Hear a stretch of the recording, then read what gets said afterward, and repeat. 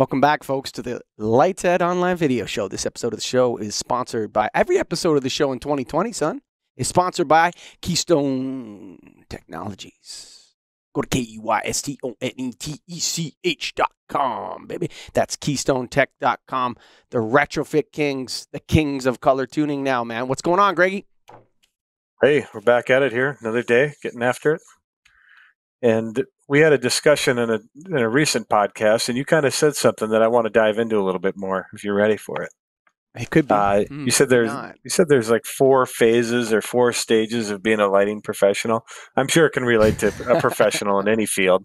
Sure. But let's talk these things through. You gave me like the third one, but not the first 1, 2, and 4. So I need to know from you. Okay. So I remember the discussion, and I remember thinking of them. And then I wrote them down. Now I got them.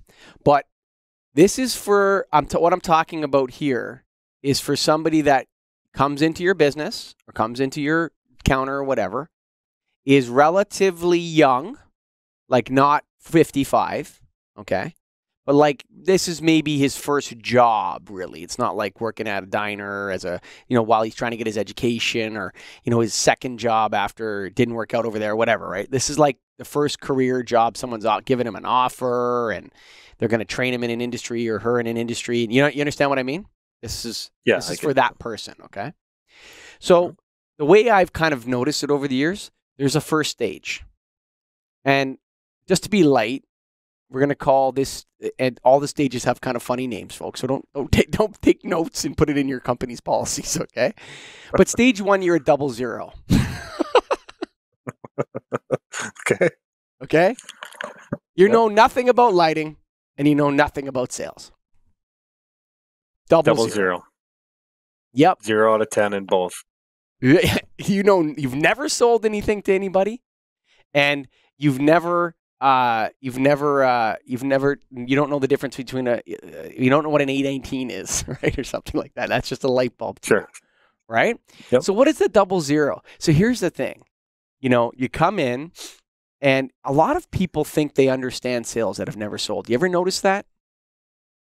Yeah, I do. Like they think they know something about sales, but they've never cut a deal. Right. They've read a book. Now they know it. Yeah. They've never like swung from the trees with a knife in their teeth, hunting, talking people into stuff, right? Like, hey, what's going on? Like working on the strategy. How am I going to get this guy to say yes to that? Right. And that can be, like I've said on the show before, selling coupons in a parking lot's where I started. So when I came into my father's business, I was not a 00, buddy. I knew how to rip out someone's heart like that and eat it. Like I sold coupons like a maniac for like 3 years, door to door in parking lots and everything. So I was already a 10 out of 10 in the sales side by the time I was 20. Best skill you'll ever learn, by the way, is how to sell. And there's different psychologies to it. And anything. Guy comes in 00, thinks he knows how to sell. What do you do with him, Greg? A 00. No lighting knowledge, no sales knowledge. Do you even hire that person? Depends on, you got to get the right personality, seeing that they might get to that point of being more than a 00. It's hard to be a 10-10, but let's say 00, more than that. Yeah, you got to train them in lighting. You got to start there, get the product knowledge, and I think the sales comes with experience. And then it's you can do trainings and things, but working with them, individually or your sales manager or other salespeople, getting in-field experience, and it's going to be a learn as you go kind of thing. Yeah, and then sometimes, like for me, it's weird. Sometimes they become like somebody that we give a little bit of trust to. So like we'll say, you know what? You can go visit a customer and without me.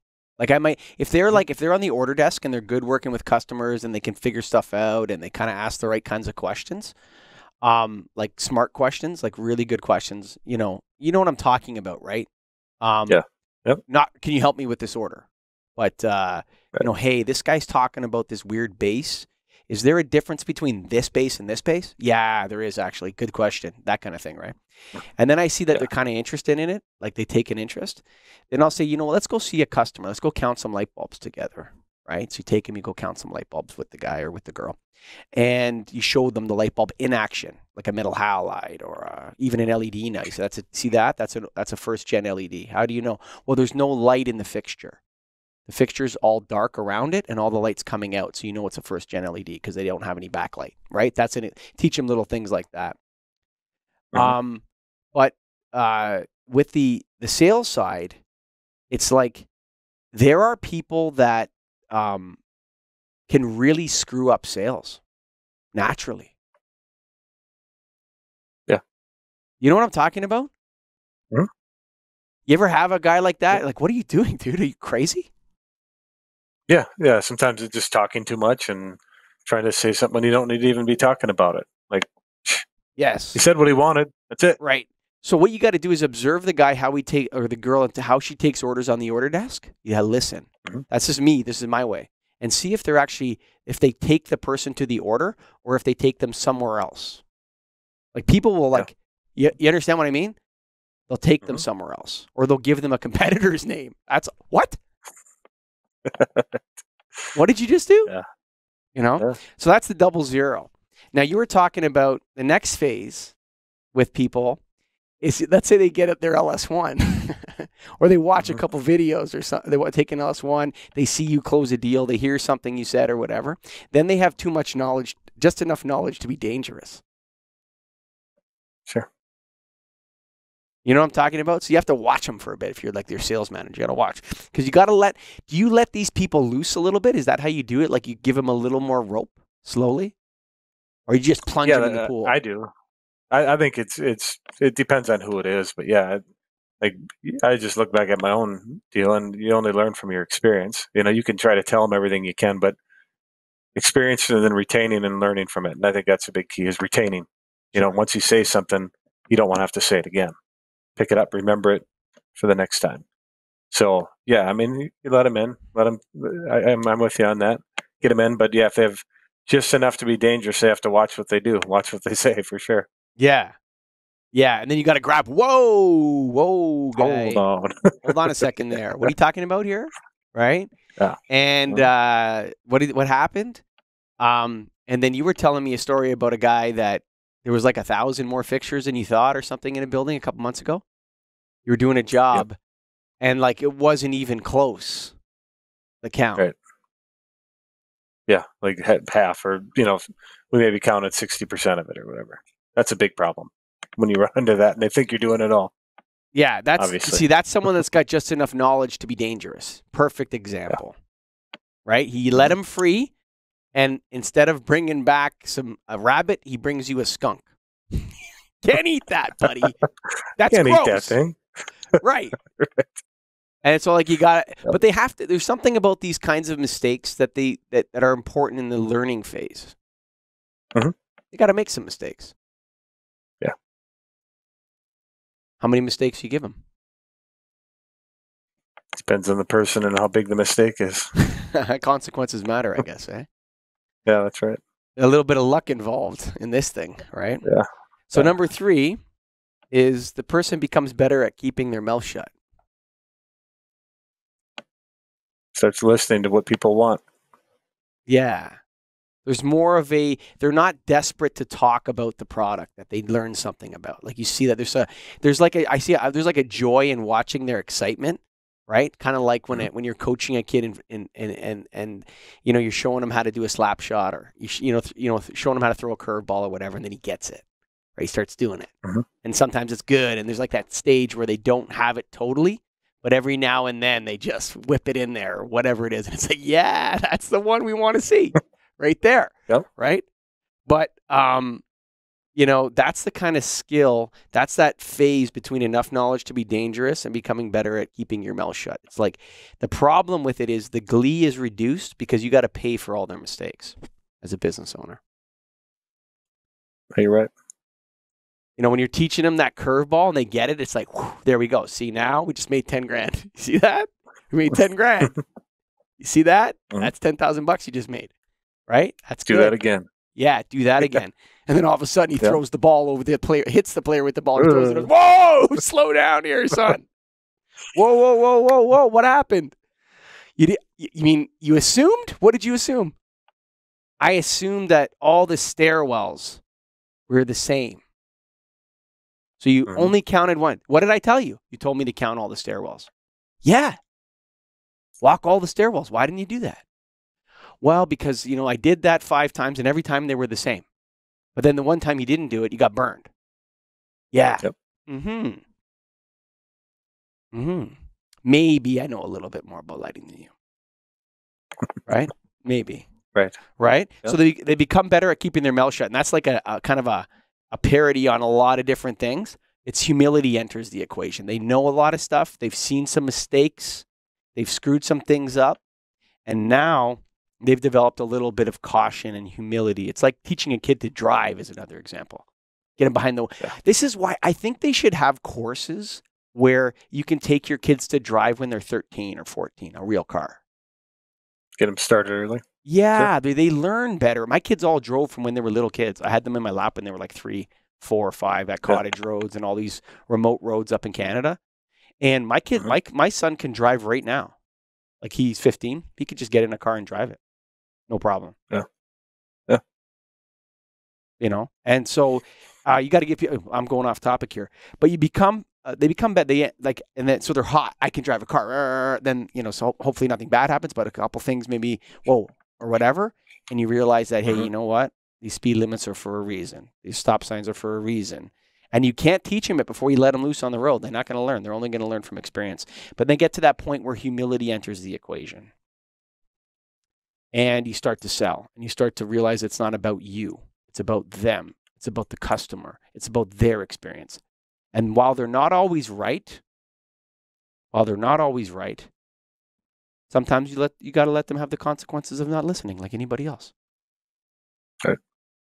Like how many times have you looked at a customer and thought, this is what you want? Have you done that? Oh yeah. I mean, every day, all the time, recently even I had an experience like that where it's like, you do give them your opinion when it's needed, but then some people, it's just, that's what they want. That's what they're going to stick with. So what am I going to do? I'm going to sell it to them. Yeah. 100%. I'm going to do a great job for them. Yeah. Your dreams are going to come true, bud. That's right. Your dreams are going to come true, but with me. But like, it's like, how do you, this is where it starts. This is where people start to become really good salespeople, when the humility enters the equation. This is when it starts to become really good, because it's about the other person. Yeah. It becomes about them. What is it that you want? Not what I want to tell you. Not what I learned in LS Evolve, or whatever. What is it that you want? Right? And then you start to distill that down with the customer. And as you're distilling it down, you insert your opinion. That's at key places. Yep. You do this every day, I bet. You're distilling the guy down, getting him down to the sale. He's like a rabbit on a rabbit trap where it starts like a V. You bring him in the trap and he starts running down towards that hole. Right. I don't really care what's in the hole. Yeah. We're going to figure it out together, but I want to hear what you think. Yeah. We get down there. You know what? A myriad of examples I could come up with where, hey, man, I'm the owner of Lighting Solutions. This is what I would do. I don't say it like that, but, it's like, well, I mean, the disadvantages is this. Oh, okay. So, yep, that overcomes my objection because I actually have no objections as long as we're going in this direction. Yeah, it's yours, man. I'm just trying to add some value here. And then sometimes, what do you mean by that? Well, with a purpose-built LED light fixture, you may get a higher efficiency. Yeah, it's more energy efficient. That's for sure. You may be able to, it may look nicer to have new fixtures. I agree with that. I totally agree that it's nicer to get a nice new light fixture in there. That's for sure part of it. One of the issues that, I would consider is that the replacement parts market is not very well developed for LED light fixtures. So you may have to buy a new one when it burns out. Most people are not accustomed to that, sir. Most people are accustomed to be able to fix light fixtures. Right? Oh, no, that's okay with us because it comes with a 10-year guarantee. Oh, yeah, that's right. It does have a 10-year guarantee. You're right. Yeah. If you're okay in year 11 buying a brand new one, I'm okay with it too. Yeah. Let's go. That's fine. Sign it. Okay, great. So that's what we're doing. All right, good. Yep. And you know what? Like that humility where, why would you do that? It's going to piss somebody off because I'm an idiot. Right? Yeah. Exactly. Because I'm an idiot. Right? Nobody wants to do business with someone like that. Right. Give them what they want. That's the humility enters the equation. You know what part 4 is, man? No, give it to me. When you have achieved all that you can achieve and getting better at keeping your mouth shut, which means humility enters the equation. You can start a podcast. Folks, this has been the Light Ted Online Video Show. It's brought to you by 2 dudes who are in step 4 of this stuff. And that is Greg Eric and Michael Colligan. We are so grateful to all you listeners out there. We love you guys. And of course, to the sponsor of sponsors, Retrofit Kings, Keystone Technologies. Go to KEYSTONETECH.com, baby, KeystoneTech.com.